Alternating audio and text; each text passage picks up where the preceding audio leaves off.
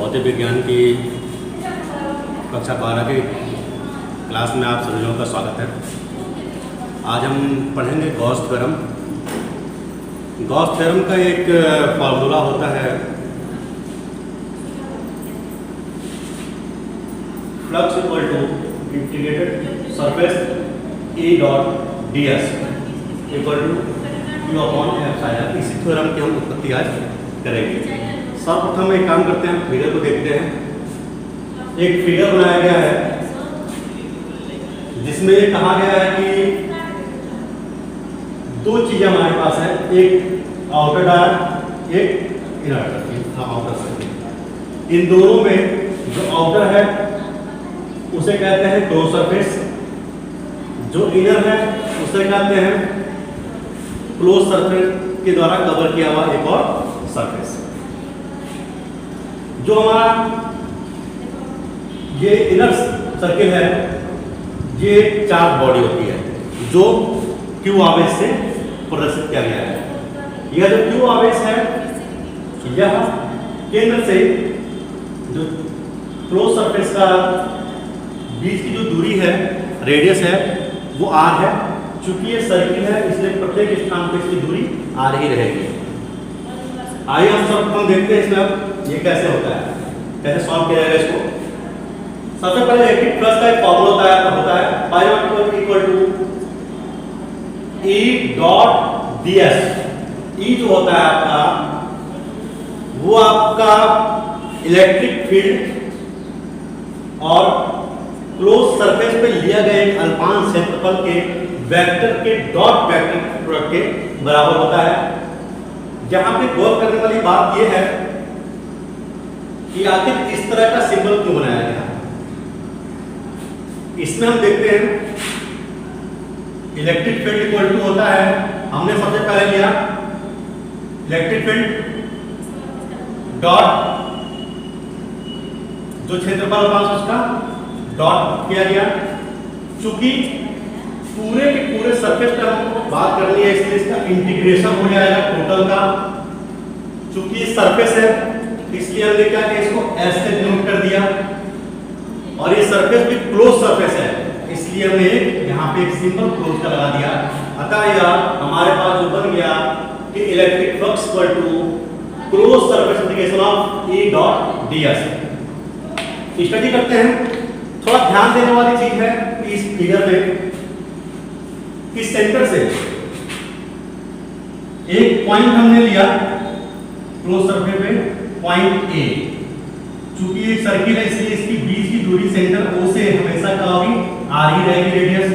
वहां पर हमने इसकी स्टडी जब की तो उसमें एक इलेक्ट्रिक फील्ड हमने देखा, जो इलेक्ट्रिक फील्ड पे लग रहा है उसको E से हमने डिनोट किया।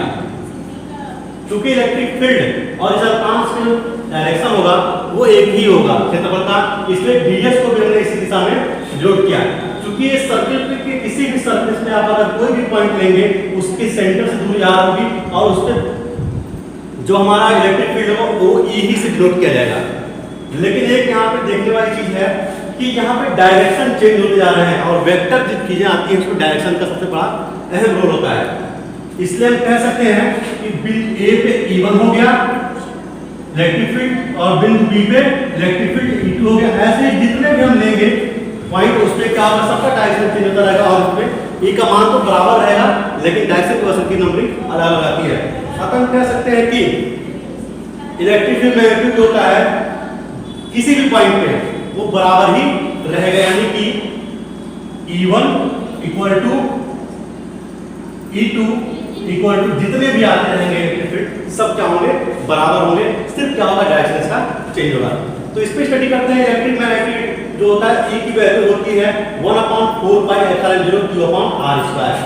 हमने जो इलेक्ट्रिक फ्लक्स का फॉर्मूला था इलेक्ट्रिक फ्लक्स का था E के रिस्पेक्ट में E डॉट ds का integration due to close surface equal to q upon epsilon. ये इसलिए हमने लिखा था क्योंकि गॉस जो है, गॉस नियम ये कहता है कि कोई भी क्लोज सरफेस इनर आवेश के, कोई भी अगर क्लोज सरफेस हो जो इनर आवेश का इनक्लोज करके जो रखता है उसका जो एक फॉर्मूला बनकर के आता है उसके लिए फ्लक्स का, वो होता है कि जो आवेश बटे एप्सिलॉन 0 का रेशियो।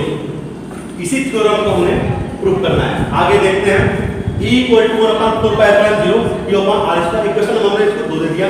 स्टडी करते हैं हम इलेक्ट्रिक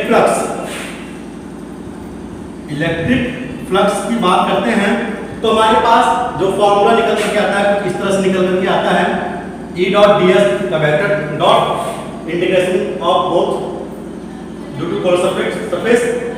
उसके बाद में क्या किया, चूंकि हमारा ये वेक्टर क्वांटिटी है, अगर इसको हम इसका मैग्नीट्यूड निकालते हैं, अगर मैग्नीट्यूड की बात करते हैं तो ये होता है कि इन दोनों के E और ds का गुणा तथा इन दोनों के बीच का जो एक कोण होता है उसके cos के मल्टीप्लिकेशन के बराबर होता है। तो जो हमारा देखेंगे यहाँ पे E का डायरेक्शन और S का ds का डायरेक्शन दोनों का सेम है।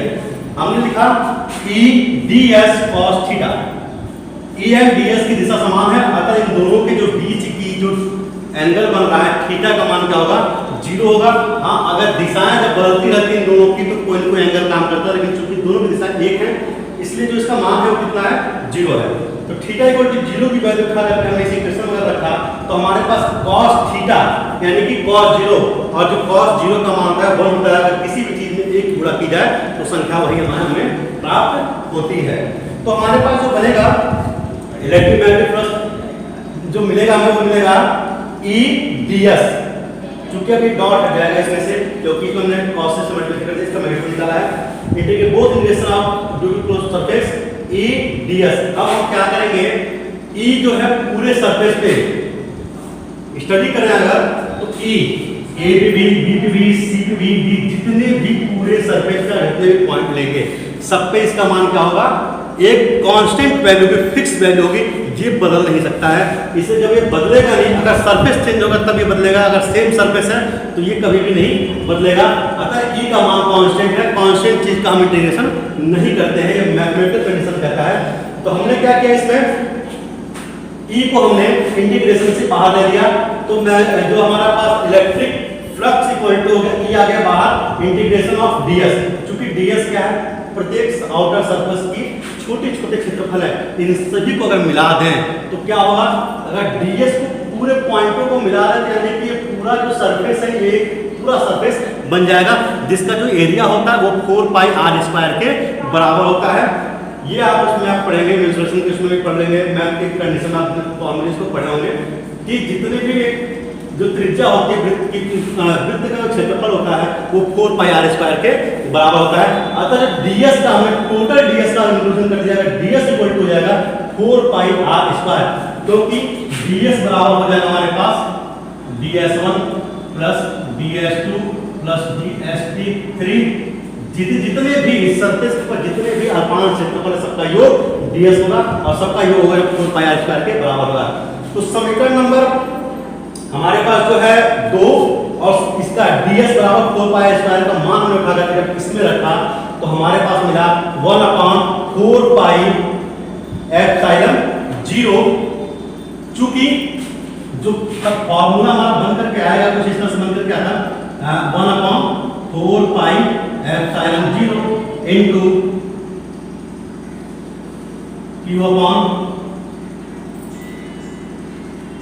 r square 4 pi r square. क्योंकि टोटल कांस्टेंट वैल्यू इसका भी इंटीग्रेशन होगा इसलिए ये भी वैल्यू बाहर आती है, मल्टीप्लिकेशन आ जाएगा 5 equal to 1/4 pi epsilon 0 q upon r square into 4 pi r square. इस पूरे से 4 पाई r स्क्वायर कट गया, हमारे पास बचेगा इलेक्ट्रिक फ्लक्स इक्वल टू बचेगा q अपॉन एप्सिलॉन 0 जो इक्वेशन नंबर 4 है। इक्वेशन नंबर 4 की अगर हम तुलना इससे करें तो आप देखेंगे कि दोनों के लेफ्ट हैंड क्या है, बराबर है। तो अगर लेफ्ट हैंड किसी के बराबर होते हैं तो ऑब्जेक्ट जाहिर सी बात है कि उसका राइट हैंड भी बराबर होगा। इसलिए फाई जो हमारे पास बना है ये सारी जो हमारे पास इलेक्ट्रिक फ्लक्स जो हमने निकाला है उसकी जो वैल्यू निकल करके आएगी E dot ds integration of both due to close surface यहाँ से, और जो हमारा इक्वेशन ऑफ 4 है इसका q अपॉन 4 पाई एप्सिलॉन 0 ये आपस में क्या होंगे, बराबर होंगे। यही हमारी गॉस